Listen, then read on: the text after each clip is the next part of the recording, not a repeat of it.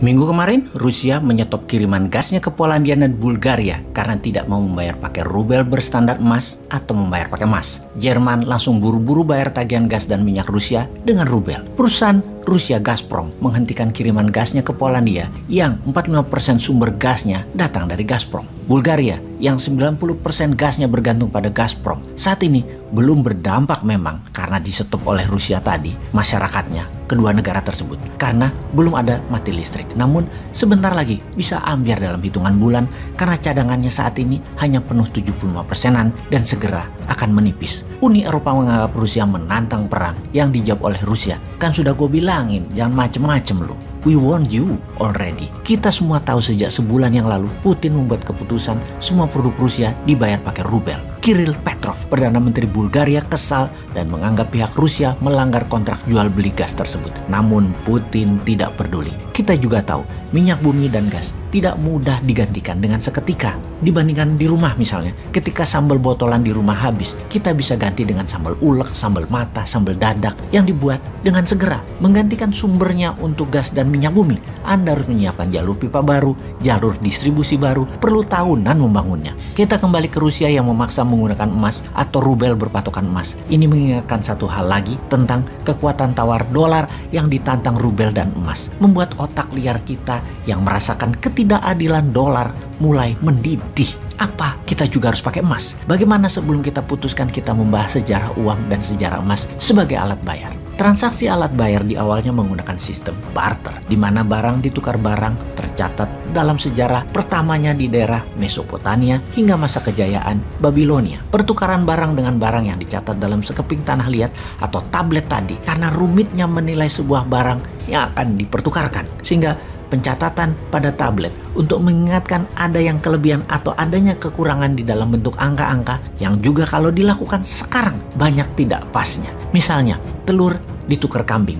1000 telur misalnya, nilai 1 kambing. Sementara yang punya telur hanya perlu sebagian daging kambing. Pada saat itu kerumitan ribuan tahun transaksi terpecahkan dengan disederhanakan catatan bayar di tablet tadi digantikan dengan benda netral bernilai tinggi, yaitu dengan menggunakan kesepakatan bayar menggunakan emas. Awalnya itu di zaman Yunani, sekitar 700 tahun sebelum Masehi, alias dunia selama 2000 tahunan sebelum koin emas dipakai sebagai alat tukar kepercayaan transaksi, masih menggunakan barter yang dicatat di tablet. Dengan adanya koin emas berbagai ukuran, maka kehadiran pencatatan dalam tablet menjadi tidak diperlukan lagi. Setelah jual beli bayar pakai koin emas, putus sudah hubungan dagangnya. Koin emas juga disebut fungible karena bisa menjadi alat tukar barang apapun karena kesamaan nilai. Fast forward ke abad 14 di mana kertas dipergunakan sebagai alat bayar yang lebih ringan dan lebih rinci nilainya. Sebentar kita break dulu di sini. Kita bahas uang kertas yang ringan dan rinci ini ternyata mempercepat jalannya pertukaran barang dan mempercepat pertumbuhan ekonomi di sebuah wilayah.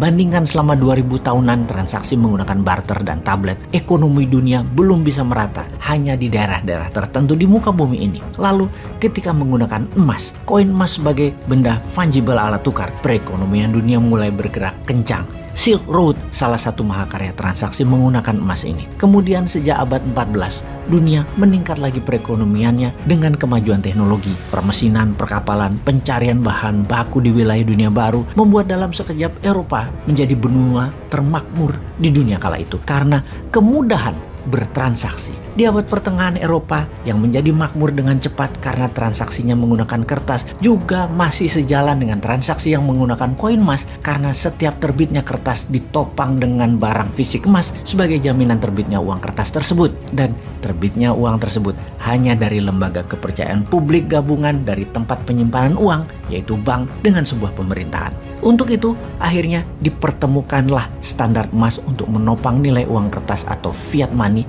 di mana Inggris di tahun 1821 adalah negara pertama yang menggunakannya, dan sejak saat itu pound sterling menjadi mata uang dunia. Karena mayoritas transaksi perdagangan di seluruh dunia pada saat itu terbanyak adalah bermuara di kerajaan Inggris yang koloninya ada di seputaran bumi. Kemudian pada tahun 1971 Amerika dengan dolarnya yang mulai menguasai 65% perdagangan dunia meniadakan konvertibilitas emas terhadap dolar atau emas tidak lagi menjadi jaminan terbitnya fiat money dolar. Oke, kita batasi informasi kali ini tentang uang dan evolusinya. Namun kembali mengingatkan, ketidakadilan printing money dolar ini ternyata sedang ditantang oleh Rusia dengan rubel backed by gold, atau bisa pilihan kedua di mana Rusia juga menerima emas lantakan pure 99.99% sebagai alat tukar membeli produk Rusia, minyak bumi dan gas. Rusia walau hanya 12% penghasil minyak dan gas bumi dunia, di mana minyak dan gas bumi Rusia di dunia mungkin hanya 1% nilai transaksi dolar. Namun kalau ditantang terus-menerus, maka nantinya semakin beragam lagi yang menantang karena banyak negara terinspirasi, termasuk new mind-nya Indonesia. Maka dolar bisa kehilangan kepercayaan sebagai cadangan devisa negara dan sebagai alat bayar dunia.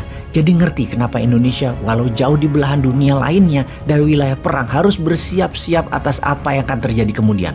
Wahai Indonesia, main cantik lah.